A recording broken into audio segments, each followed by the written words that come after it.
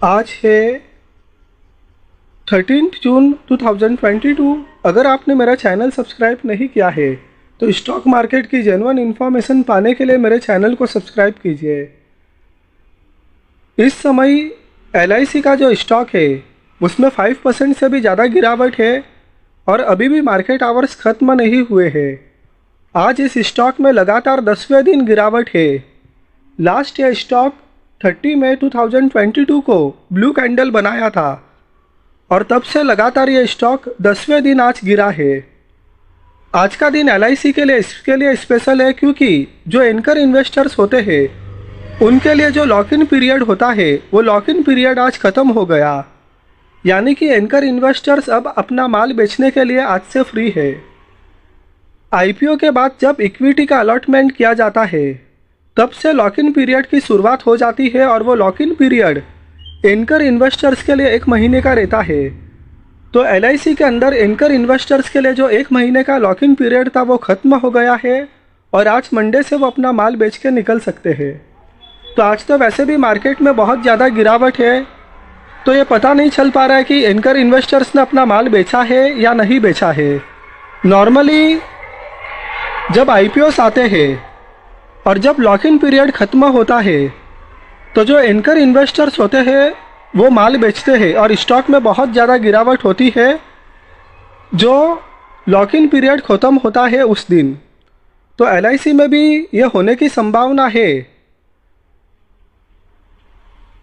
तो anchor investors के पास में लगभग 6 करोड़ की क्वांटिटी है, 59.30 मिलियन क्वांटिटी उनके पास में है। तो ये तो आने वाला वक्त ही बताएगा कि इसमें एंकर इन्वेस्टर्स माल बेचते हैं या नहीं बेचते हैं। लेकिन जो ग्लोबल मार्केट्स है और जो डोमेस्टिक मार्केट्स में जो हैवी सेलिंग का जो प्रेशर है, तो मार्केट में ऐसे कई आर्टिकल्स में मैंने पढ़ा है कि LIC का स्टॉक 650 का लो बनाकर वहाँ से थोड़ा बैक बाउंस कर सकता है। कोई बहुत बड़ा तो नहीं, लेकिन वहाँ से थोड़ा बैक बाउंस कर सकता है। तो मार्केट में फ़िलहाल 650 को एक स्ट्रॉन्ग सपोर्ट LIC के लिए बताया जा रहा है कि वहाँ से स्टॉक बैक बाउंस कर सकता है, लेकिन कोई बहुत बड़ा बैक बाउंस नहीं कर सकता है।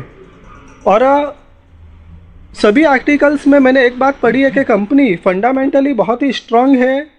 अगर किसी के पास में पोजीशन है तो होल्ड करनी चाहिए, लेकिन जो नई पोजीशन बनाने की बात है तो जब तक कि स्टॉक में ट्रेंड रिवर्सल नहीं दिखाई दे तब तक कि स्टॉक में बाई की पोजीशन नई क्रिएट नहीं करनी चाहिए। तो इसमें यही बात है कि फ़िलहाल जो ग्लोबल इंडाइसिस, जो ग्लोबल मार्केट्स है और जो डोमेस्टिक मार्केट्स है उसमें जो सेलिंग का प्रेशर है उसके चलते इस स्टॉक में 650 का लेवल आ सकता है ऐसा माना जा रहा है। लेकिन वहीं से स्टॉक बैक बाउंस भी कर सकता है ऐसा भी माना जा रहा है, लेकिन वो बैक बाउंस कोई बहुत बड़ा नहीं होगा। और इसके अलावा ये भी अभी देखना इम्पॉर्टेंट होगा कि इसमें एंकर इन्वेस्टर्स माल बेचते हैं या नहीं बेचते हैं। ये स्टॉक अपने इश्यू प्राइस 949 से लगभग 30% ऑलरेडी गिर चुका है, शायद 30% से भी थोड़ा गिरा ही है।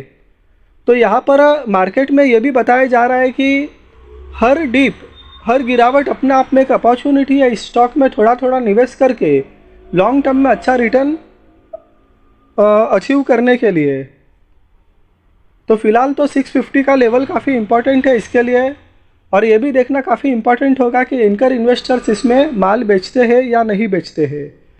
तो वीडियो आपको पसंद आया तो लाइक कीजिए, चैनल को सब्सक्राइब कीजिए। Thank you.